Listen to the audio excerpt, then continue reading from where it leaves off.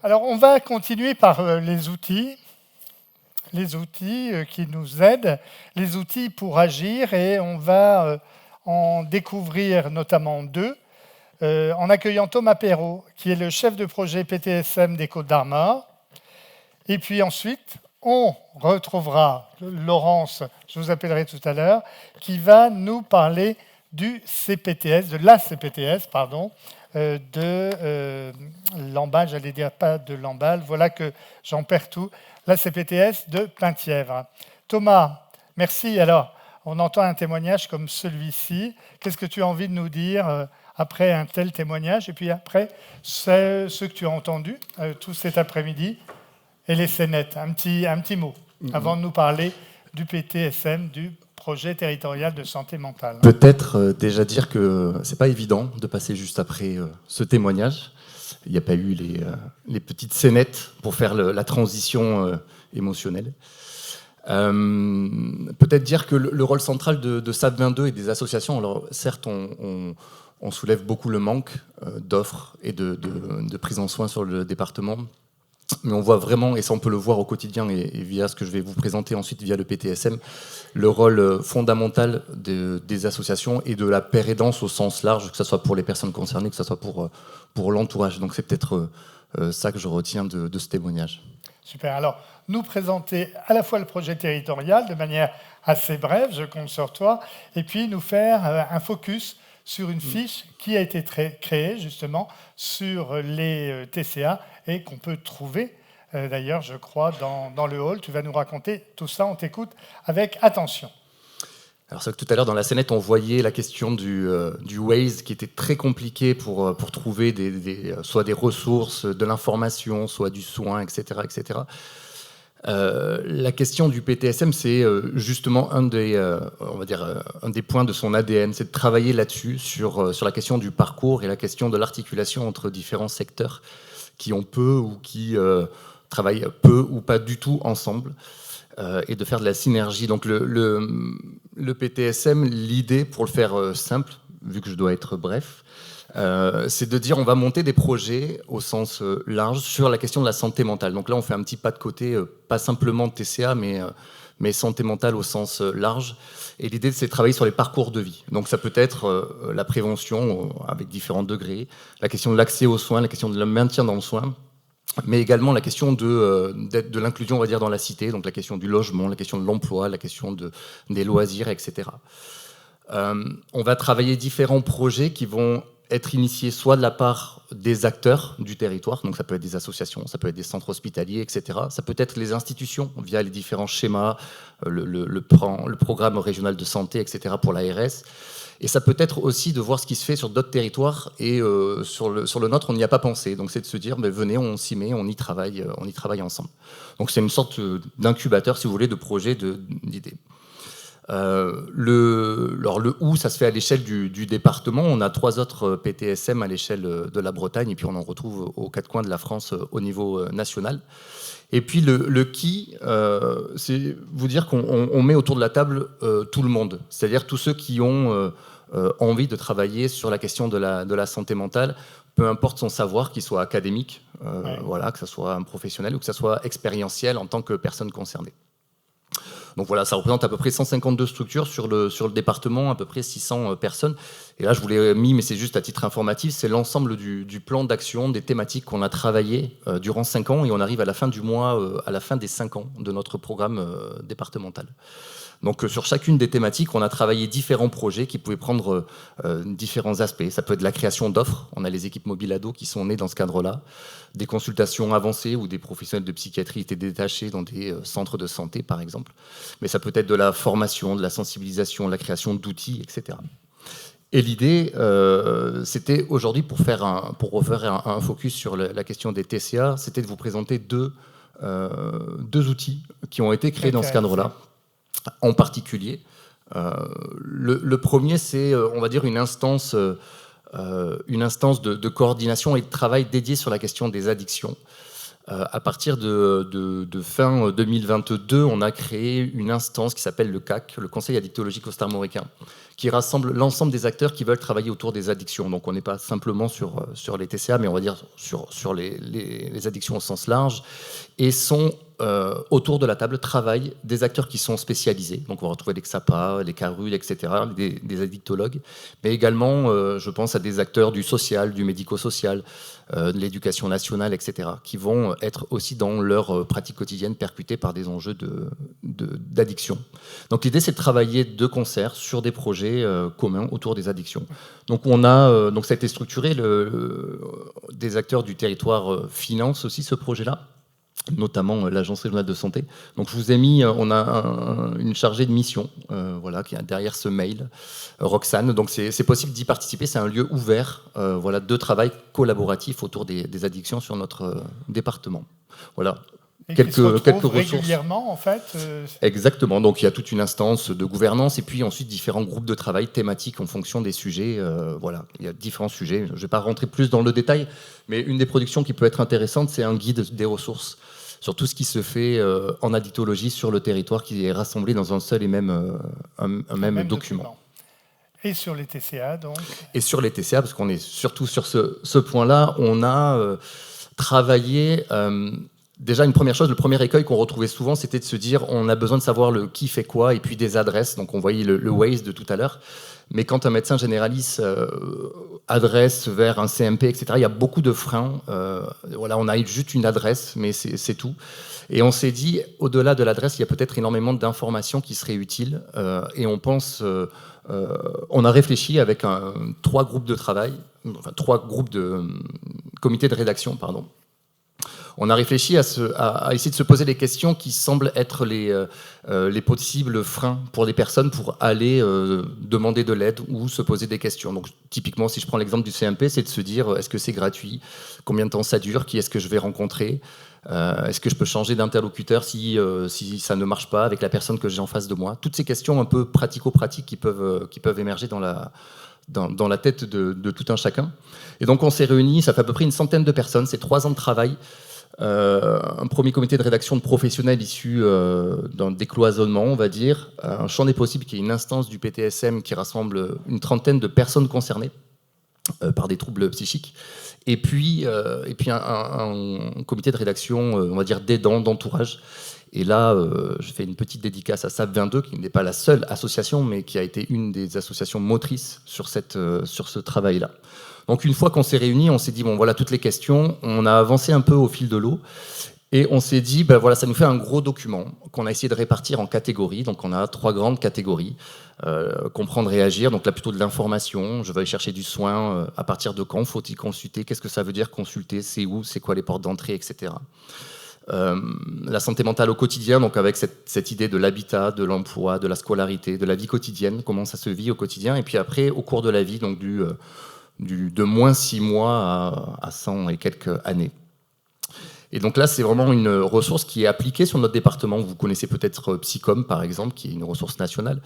On s'est beaucoup appuyé, et puis on a travaillé de concert avec eux pour développer, du coup, au fil de l'eau, une sorte de programme qui se déploie sur le département, avec un premier grand format, qui est un format de 140 pages, qui rassemble toutes ces informations-là, donc je viens de vous présenter là, qui est disponible en ligne sur un site internet maintenant qui est en place, qui s'appelle santémentale22.fr. L'idée du site internet est ensuite d'avoir l'ensemble de ce contenu réparti sur un site internet. Pour l'instant, c'est encore en cours. Vous avez simplement une page d'accueil. Vous pouvez consulter et télécharger ce document-là. Au-delà de ça, on a de la communication peut-être plus de masse, on va dire, avec des flyers, des affiches, des choses comme ça qui peuvent être affichées dans vos CMP, dans vos PAEJ, dans vos structures, peu importe où. Et puis un support synthétique qui sera plutôt à destination du grand public, qui serait 10-15 pages, qui est en cours. Et enfin, on fait des fiches focus. Donc là, j'arrive sur les TCA. Je fais un long détour. On fait des fiches pratiques en lien avec l'épidémio, on va dire, de notre département, à savoir des grands sujets. Donc on a fait en premier sur la question des addictions. Et là, on met autour de la table personnes concernées, professionnels, experts des addictions, pour concevoir un petit dépliant de 4 pages qui nous donne l'essentiel à savoir sur les addictions à destination du grand public. Donc, où est-ce que je me dirige, de quoi on parle quand on parle d'addiction, etc., les ressources nationales, départementales, etc. Et quand Sylvie Jouêtre et Michel Jouêtre m'ont contacté, enfin on échange régulièrement, mais m'ont dit il y a cette conférence sur les TCA, on s'est dit mais est-ce que ça serait pas l'occasion de faire une fiche TCA exactement à l'instar de celle sur les addictions. Et donc on a travaillé avec l'équipe TCA de Maria Estrella, SAP22, pour concevoir un document dédié sur les TCA, donc en 4 pages. Et puis la petite surprise qu'on a voulu avec SAP22, c'est d'imprimer tout ça. Donc vous avez des exemplaires qui sont disponibles. Ça s'est mis entre-temps juste à la sortie de la salle.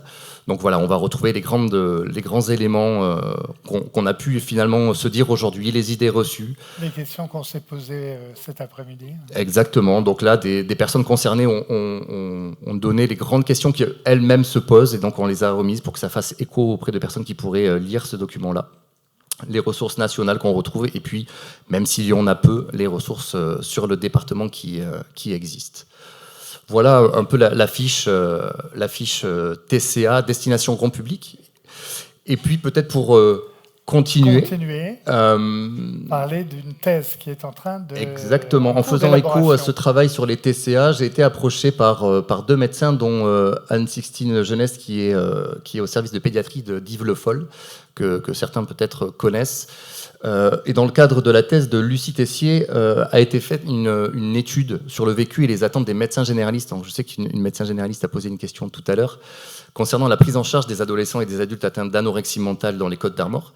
C'est une étude qualitative qui a été faite sur un an auprès de 11 médecins généralistes. Sans rentrer dans les grandes conclusions, même si je vous les ai remises, ce qui est ressorti, c'était de se dire ces médecins ont besoin d'être outillés sur, alors même s'il y a de la formation continue, mais il y a besoin d'aller un peu plus loin, notamment avec des outils très pratico-pratiques. On en a parlé tout au long de la journée finalement sur le SCOF, etc., d'outils, de repères pratiques. Et en fait, la production de cette thèse a été de rédiger une fiche. Donc pareil, l'idée d'un 4 pages à destination des médecins généralistes qui vont nous donner les grandes lignes, les signes d'alerte, le questionnaire SCOF, les critères diagnostiques, les critères d'hospitalisation enfants-ados, les ressources locales, nationales, etc. Donc là, à destination plutôt des professionnels. D'accord. Et donc là, on est en train de travailler la mise en page. Alors, c'est qu'une question de mise en page, mais pour retrouver, si vous voulez, notre fiche, comme nos fiches, notre santé mentale en Côtes-d'Armor, à destination des pros et des médecins généralistes. Donc normalement, vous en avez aussi en accès à l'extérieur. Voilà, et peut-être pour finir, on a voulu aller un peu plus loin sur les surprises, c'était de vous ramener un peu l'ensemble des ressources que j'ai pu citer ici. Voilà, tout ce qui est disponible à la sortie de cette salle sont le grand format, donc on n'en a pas pléthore, mais bon, je pense que ça devrait suffire pour le nombre de professionnels que vous êtes là aujourd'hui. Donc c'est le 140 pages des flyers et les fiches pratiques addicto TCA, la version pro pour les médecins généralistes, et puis on vous a mis aussi un support à destination du grand public, mais concernant les groupes d'entraide mutuelle. On a centralisé qu'est-ce qu'un groupe d'entraide mutuelle et puis l'ensemble des contacts sur le département. Voilà, donc on essaye de répondre via des ressources claires, pédagogiques et appliquées aux besoins du territoire. Voilà. Et là, avec un vrai travail coopératif aussi entre les professionnels et les personnes concernées, qui fait que le résultat final doit intéresser un maximum de personnes. Super. Merci beaucoup, Thomas, merci. On ne va pas poser de questions, hein. Si vous voulez poser des questions à Thomas, vous en poserez tout à l'heure, si ça ne vous embête pas. Eh bien, Laurence, le retour, avec plaisir. Donc, cette fois-ci, pour nous parler effectivement de son job de diététicienne libérale, mais surtout, de nous présenter la CPTS de Penthièvre. Cette fois-ci, je ne me trompe pas, qui va s'afficher. Il y a un petit PowerPoint. Donc, nous raconter, c'est quoi justement l'objectif de cette CPTS, rassembler, créer réseau, en tous les cas, au niveau d'un territoire. Je vous laisse parler. Voilà, donc comme je l'ai déjà dit, je suis diététicienne. J'ai la chance d'avoir une double casquette, puisque je fais partie de l'équipe Maria Estrella. Parallèlement, j'exerce en libéral donc sur Pommeraye, donc une petite commune entre Lamballe et Saint-Brieuc. Et donc, ça depuis 2020. Enfin, je suis diététicienne depuis 2020 et donc installée à Pommeraye depuis 2020. Et j'ai commencé à m'intéresser au TCA en 2022. Et on se demande pourquoi. Voilà. On se demande par qui, plutôt, c'est ça, la petite histoire. Ah oui, alors, non, mais si je commence à raconter... on ne raconte rien, vous raconterez ça plus tard. Donc, voilà, j'ai commencé à m'intéresser au TCA en 2022, et c'est dans les mêmes moments aussi que, de par mon activité de diététicienne, je suis rentrée dans la CPTS. Donc, une CPTS, qu'est-ce que c'est ? Donc, une communauté professionnelle territoriale de santé. Donc, c'est une association de professionnels de santé sur un territoire. Et donc, du coup, vous voyez, ça va reprendre pas mal de choses qu'on a évoquées tout cet après-midi, et notamment le mot coordonné. Voilà. Donc là, voilà, c'est des professionnels d'un même territoire qui s'associent, qui se rencontrent autour d'un projet de santé, voilà, et qui est fait à partir d'un diagnostic territorial, et donc et qui s'associe aussi avec des partenaires justement locaux. Donc pour la CPTS du Pin-de-Chèvre, donc qui tourne autour du territoire de Lamballe. Le projet de santé s'est allé donc sur 2022-2027. Donc là, on arrive quasiment à la fin. On commence à préparer celui le prochain. Les cinq piliers, c'était l'accès aux soins, la coordination, les personnes âgées, les TND, les troubles du neurodéveloppement, et la santé au travail. Voilà. Donc cette CPTS regroupe 200 adhérents. Parce que l'adhésion est volontaire, ça il faut pas oublier exactement, de le rappeler. Que des professionnels volontaires qui se regroupent. Au niveau des partenaires, les principaux partenaires de cette CPTS, donc l'assurance maladie, l'ARS, et le centre hospitalier de Lamballe, le CH2P. Et voilà une petite carte avec les communes de la CPTS. Donc ça s'étale sur 43 communes, voilà, centralisées essentiellement autour de Lamballe. Donc voilà, comme je vous disais, j'ai commencé à rentrer dans la CPTS en 2022 et parallèlement à m'intéresser au TCA. Et là, il y avait le constat de la réalité, parce qu'en 2022, justement, Maria Estrella n'existait pas encore. Ouais. Donc, pas de prise en charge spécialisée au niveau des Côtes-d'Armor. Et puis, la réalité du terrain de libéral que je voyais au quotidien. Et là, voilà, les questions qui commencent à se poser. Voilà, ce qu'on apprend dans les formations, où justement on nous dit pour bien soigner les TCA, pour bien les prendre en charge, il faut travailler ensemble, il faut travailler en équipe, en pluridisciplinaire. Et puis en même temps, la solitude du libéral, voilà, qu'on a déjà évoqué un petit peu. Donc voilà, tout ça qui cheminait un petit peu dans ma tête. Et puis voilà, ce fameux diagramme sur la prise en charge des TCA et cette grosse portion bleue. De soins de TCA non diagnostiqués, et puis cette grosse portion orange aussi de soins non spécialisés.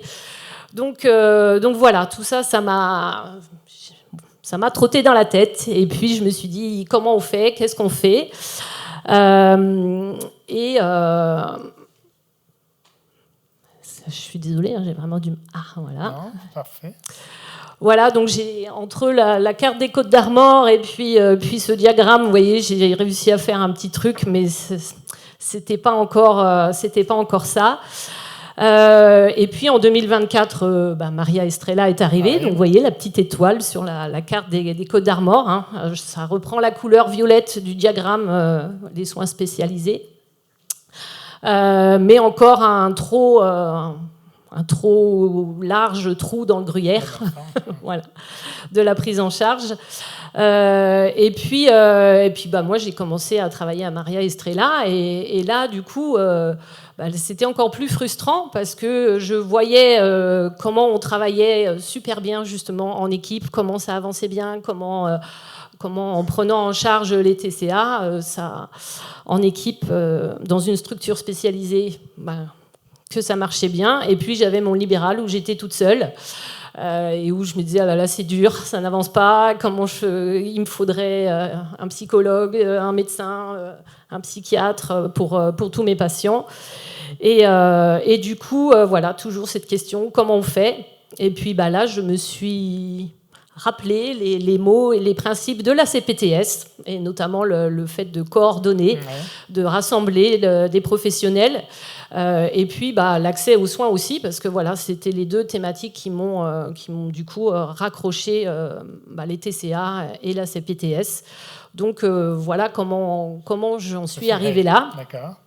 Alors du coup, qu'est-ce qui s'est passé aujourd'hui, qu'est-ce qui s'est passé depuis fin 2024, déjà, c'est la CPTS qui nous a donné la parole à tous les professionnels du territoire et qui nous a interrogés sur les sujets qui nous intéressaient, sur lesquels on avait envie de travailler. Et puis, je me suis exprimée, j'ai parlé des TCA. Voilà, et puis début 2025, j'ai eu la bonne surprise d'avoir un mail de la CPTS qui me disait « Laurence, tu n'es pas toute seule, il y a 2 autres personnes de la CPTS qui veulent parler des TCA. » Voilà. Et du coup, on a créé un groupe de projet au sein de la CPTS, un groupe de travail sur les TCA. Alors là, on avait plein d'idées. On va faire ça, on va aller dans les collèges, les lycées, on va aller voir les professionnels, il faut qu'on fasse un annuaire. Enfin voilà, on avait plein de choses à faire, mais évidemment, par quoi on commence, comment on fait Donc déjà, c'était déjà super que la CPTS nous laisse travailler sur tout ça. Et puis, en mûrissant et en travaillant nos idées, on a commencé par faire ce qu'on fait aujourd'hui, mais à plus petite échelle. En septembre 2025, on a fait une soirée à destination des professionnels de santé du territoire, de la CPTS, où on a parlé des TCA. Voilà, donc docteur Rivière y était invité et a présenté les TCA, ainsi que Sylvie pour la SAB.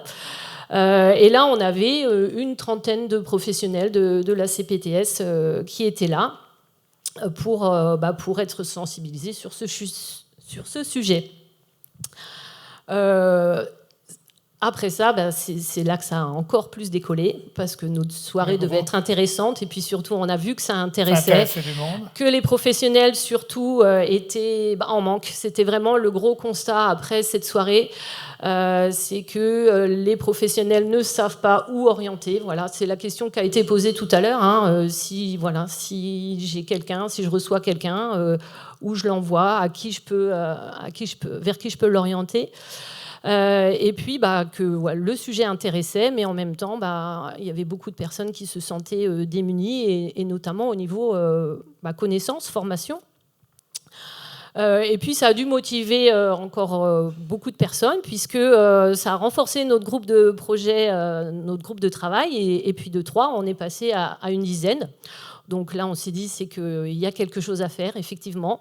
On a été entendus. Et donc, en consolidant ce groupe de travail, on a aussi consolidé nos objectifs. Et là, voilà. Au niveau des objectifs qu'on a identifiés pour 2025, c'était déjà d'identifier toutes les ressources sur le territoire. Et puis, dans le but d'initier le développement d'une culture commune des TCA, voilà, qu'on sache justement de quoi on parle, qu'on parle de la même chose avec les mêmes mots, et puis qu'on oriente de la même façon. Enfin, voilà, c'était vraiment de créer un socle de base. Et puis, dans l'objectif de structurer une filière de soins, notamment ville-hôpital, puisque en attendant l'extension des soins de Maria Estrella, voilà, sur un plus large territoire. On s'est dit, il faut qu'on fasse quelque chose en attendant, et puis sachant que voilà, il y a des ressources sur le territoire, donc maintenant à nous de les coordonner. Début 2026, toujours dans le cadre de notre groupe de projet, on se dit on va faire pareil, comme on a fait l'année dernière sur notre soirée de sensibilisation, on va refaire un événement. Et puis là, en parallèle, moi j'avais vu Sylvie entre-temps qui nous dit cette année on ne fait pas la douce échappée, on va faire une conférence. Et là, avec le groupe de la CPTS, on se dit en fait... plutôt que de faire notre petit événement dans notre coin, et puis il y a l'événement de la SAP 22, on a exactement les mêmes objectifs, c'est-à-dire toucher les professionnels, donc là vous êtes là, et puis ce soir toucher le grand public. On a les mêmes objectifs, donc pourquoi pas mutualiser nos forces. Et donc c'est là qu'on est du coup arrivé dans le groupe de travail sur l'organisation de cette journée. Voilà, donc vous voyez qui est central, avec les deux parties, cet après-midi pour les professionnels et ce soir pour le grand public. Donc là, maintenant la suite, c'est qu'on espère qu'effectivement ça va encore renforcer d'autres groupes de travail et puis vous donner envie à tous les professionnels du secteur de participer, de faire partie de cette dynamique.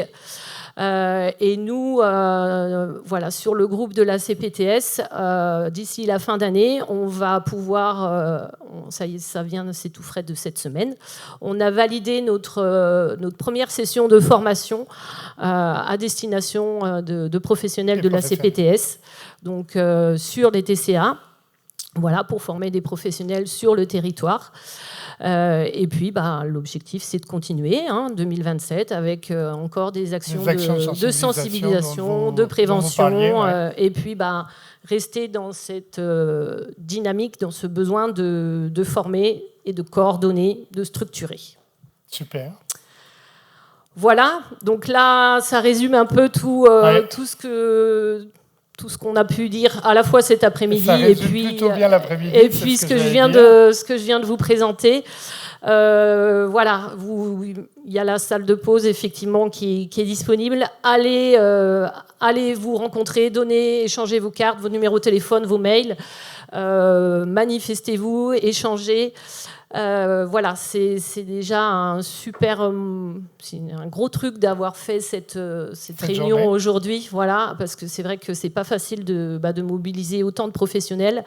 Donc là, je suis sûre qu'il y en a beaucoup d'entre vous qui ont dans la tête le nom d'un patient et qui se disent mais oui, je sais qu'elle est suivie par une diététicienne, par une psychologue, peut-être qu'ils sont là, peut-être que je peux aller les voir, et puis voilà. Donc allez-y, échangez vos coordonnées et puis communiquez. Ok, super. Laurence, merci beaucoup. On vous retrouve tout à l'heure de toute manière. Oui. Super. Alors avant, on arrive doucement vers la fin de cet après-midi. Je vais demander à Marie Gestin, qui fait partie de la direction de l'ARS, qui est inspectrice adjointe du directeur et responsable du département offre de soins, autonomie et prévention. Je crois que je n'ai rien oublié. Marie, merci de nous avoir rejoints. Alors il est vrai que c'est un peu la fin d'après-midi, les rangs se sont un peu éclaircis. Les meilleurs restent de toute manière. Et vous écoutez effectivement peut-être un petit retour sur l'après-midi que vous avez vécu, à la fois les témoignages que vous avez entendus de patients, de parents de patients, et puis les scénettes que vous avez eu l'occasion de découvrir.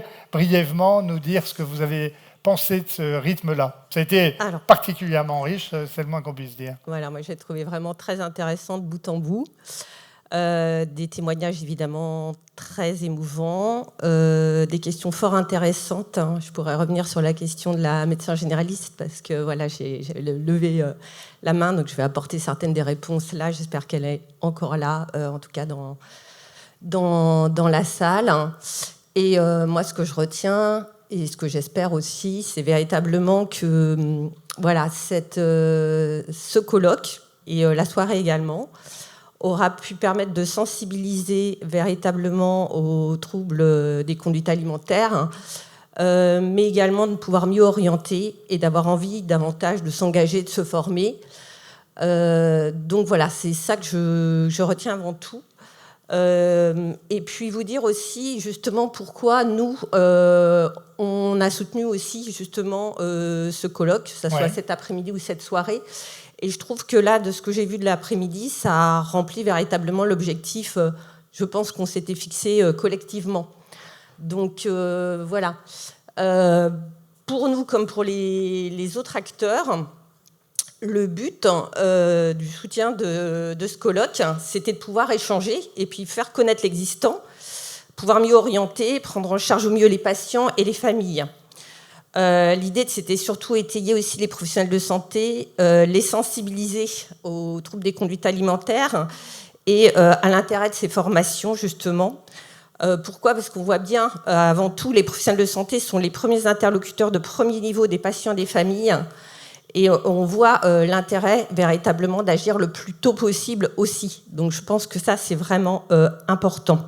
Cette prise en charge le plus en amont possible, la plus adaptée, qui puisse être bénéfique avant tout aux patients et aux familles. Le but aussi, c'est de pouvoir permettre, le cas échéant, d'éviter le recours aux offres plus spécialisées qui existent sur la région et d'éviter une dégradation de leur état de santé. On a vu que c'est un travail vraiment très partenarial et je suis très contente de voir qu'il y a énormément d'initiatives au niveau du 22, des outils qui se construisent. Je pense par rapport au CPTS, je pense également par rapport au PTSM qui a été indiqué. Je pense également que le conseil addictologique costa-américain peut aider. J'oublie pas toute la dynamique véritablement de l'association SAB, qui est vraiment une aide très importante aux personnes et aux familles. Et on l'a bien entendu là dans les témoignages qui ont été faits. Donc nous, ça rentre véritablement dans ce qu'on souhaite. Et c'est vrai que ça se construit au fur et à mesure, mais je trouve qu'il y a vraiment toute cette dynamique qui se met en place et qui se développe de plus en plus. Donc, pour nous, on avait l'idée de pouvoir structurer cette offre de soins régionale spécialisée graduée comme priorité de santé dès 2018. Et en effet, ça a pu se structurer au fur et à mesure, sachant que chaque année, nous avons des crédits supplémentaires en matière de santé mentale. Donc, depuis 2020, nous, on a priorisé ça par un renforcement de cette offre régionale. C'est un montant total d'1,4 million pour l'heure. Donc, on a commencé par cet appui au pôle rennais qui a pu être présenté, avec le renfort de l'offre TCA enfants et adolescents en collaboration entre le CHU et CHGR, la création des places d'hôpitaux de jour TCA, le renforcement de l'équipe mobile enfants-adolescents du CHGR, pour permettre cette prise en charge des jeunes avec TCA. Et on voit bien aussi l'évolution de l'équipe aussi de Rennes dans le temps qui a bien été présenté. On a une offre ambulatoire TCA adulte aussi du CHGR avec le renfort du centre thérapeutique de jour. Et là, je vais vous parler vraiment de la région. On a un appui aussi au pôle brestois qui n'a pas pu être présenté là, mais il y a eu un renfort aussi de la filière spécialisée au niveau des 4 services du CHRU. Donc aussi bien psychiatrie adulte, nutrition, pédopsychiatrie, pédiatrie, et tout le travail en réseau avec les autres établissements de santé du Finistère. Parce que je pense très important, c'est ce travail en réseau. On ne peut rien faire seul, et on a besoin de cet appui, et on voit bien aussi que le patient a besoin véritablement de l'ensemble des acteurs autour de lui, ainsi que sa famille. On a ensuite créé 2 centres ambulatoires territoriaux d'accueil, de diagnostic et d'orientation sur le territoire. Donc, d'une part, EPSM Finistère Sud et le territoire des Côtes-d'Armor qui a été présenté, porté par Saint-Jean-de-Dieu. Donc, moi, je vais parler un petit peu plus par rapport aux Côtes-d'Armor notamment. Et si ça veut bien. Mince. Alors, voilà.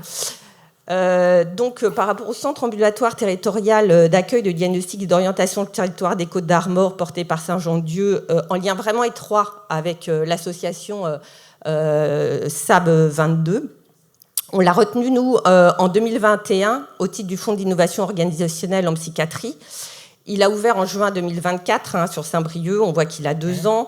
C'est uniquement pour l'instant les communes avoisinantes. Il y a une montée en charge dans le temps. Vous étiez en cours d'évaluation, là, je crois. Justement, c'est ça.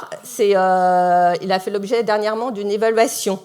Et on a eu des échanges, il n'y a pas un mois de ça, voilà, justement, avec Saint-Jean-de-Dieu, afin de pouvoir soutenir ce centre ambulatoire et voir, le cas échéant, le développer. Alors, pour le développement, je ne sais pas si ça fera dès cette année, mais en tout cas, ce que je voulais dire, c'est qu'on a des crédits, en tout cas, supplémentaires année après année, et on vient abonder grâce à ça et soutenir l'offre. Voilà. Donc, je voulais quand même pouvoir indiquer ça, parce que c'était fort intéressant, les résultats de l'évaluation, et l'après-midi de rencontre aussi, pour voir ce qui était possible de faire. Donc ça, c'est une bonne nouvelle quand... On avait calé ça longtemps, on avait rencontré SAB, voilà, l'association SAB, et je me souviens, c'était en fin d'année, et donc on voulait véritablement pouvoir échanger sur ce que vous pensiez sur les Côtes d'Armor de l'offre. On s'est dit, ça serait intéressant d'avoir... on avait rencontré aussi Saint-Jean-de-Dieu, parce qu'on a les bilatérales régulièrement avec l'établissement.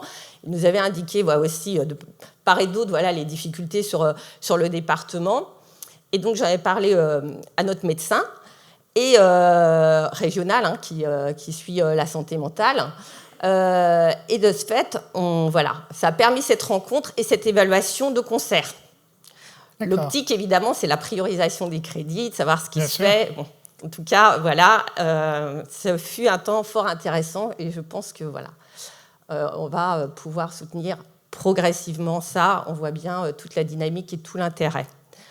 Et on voit aussi la montée en charge de SAB 22, parce que ça fait quelques années maintenant qu'on se connaît, et on voit tous les groupes de travail que vous avez pu monter, l'évolution aussi, fort intéressant. Ce que je voulais indiquer aussi quand même, c'est que on a eu en effet les témoignages très émouvants et de sa maman de Jeanne, qui a dû partir hors de la région. Donc nous, on a, dans la perspective de cette construction d'une offre régionale graduée, on soutient depuis longtemps ce projet de création d'unité régionale de recours adultes, d'hospitalisation temps plein d'hôpital de jour, construit à la fois par le CHU et le CHGR. Donc, on a déjà eu les places d'hôpital de jour qui ont été mises en place, mais là, c'est plus vraiment rennais. Par contre, on a une unité d'hospitalisation temps plein qui a vocation régionale, donc sur les troubles les plus sévères tout de même. Et donc, la bonne nouvelle, c'est qu'elle devrait ouvrir pour la fin de l'année. D'accord. Et donc, c'est ce qu'on avait indiqué à certains partenaires, c'est l'occasion de le dire aussi. Et donc, on espère aussi que cette offre régionale évitera des déplacements sur d'autres régions de France pour répondre aux situations les plus prégnantes qui soient. Et l'offre régionale sur les situations les plus aiguës, c'est ça, les plus Bien délicates. sûr, évidemment, parce que ce que j'essayais de vous montrer, c'était cette offre régionale graduée qu'on construit au fur et à mesure et qu'on veut le plus en proximité, et pour lequel on a besoin de toute façon de l'offre de premier niveau, qui s'adresse là aux professionnels qui ont besoin d'être sensibilisés, étayés, savoir comment orienter, savoir ce qui existe. Et donc, le travail du PTSM, du Conseil addictologique costarmoricain, il y a des demi-journées qui sont faites sur les addictions, une fois pour les personnes âgées, une fois sur la réduction des risques. Pourquoi pas sur les TCA, par exemple. Ça pourrait être ça. On voit qu'il y a des fiches aussi qui peuvent aider par rapport aux professionnels de santé. On voit aussi la CPTS avec la proposition du Penthièvre. Donc on voit que ça se structure. On a besoin de cette offre à tout niveau. Premier niveau, offre de proximité, à étoffer, bien sûr, parce qu'elle n'est pas satisfaisante actuellement, et offre régionale. Voilà. Donc voilà ce que je pouvais vous indiquer. C'est pas la panacée, mais ça se met en place progressivement et on continue à soutenir ça, et tous les ans on a des crédits supplémentaires. Donc on sait malheureusement que les TCA sont très prégnants, et que suite au Covid, notamment, ils ont pu augmenter. Moi, j'ai fait un petit travail justement de calcul de la prégnance quand même, de la prévalence. Ouais. Donc, des données que j'ai eues, valent ce qu'elles valent, mais néanmoins, en France, on a une prévalence des TCA de la population française estimée de 600 000 à 880 000 personnes entre 12 et 35 ans. Si on rapporte à la population bretonne, ça représenterait de 30 435 personnes à 44 638 personnes, d'où l'importance de se mobiliser tous les acteurs. Et rapporté à la population castor-américaine, ça représente de 5 217 à 7 652 personnes. D'accord. Ça, c'est le taux de prévalence que j'ai pu trouver, qui vaut ce qu'il vaut, mais qui donne une idée et de la nécessité de se mobiliser tous. Et on continuera d'être présents pour vraiment étoffer cette offre et soutenir comme on peut le faire. Voilà ce que je voulais aussi vous indiquer. Merci beaucoup pour ce temps très intéressant.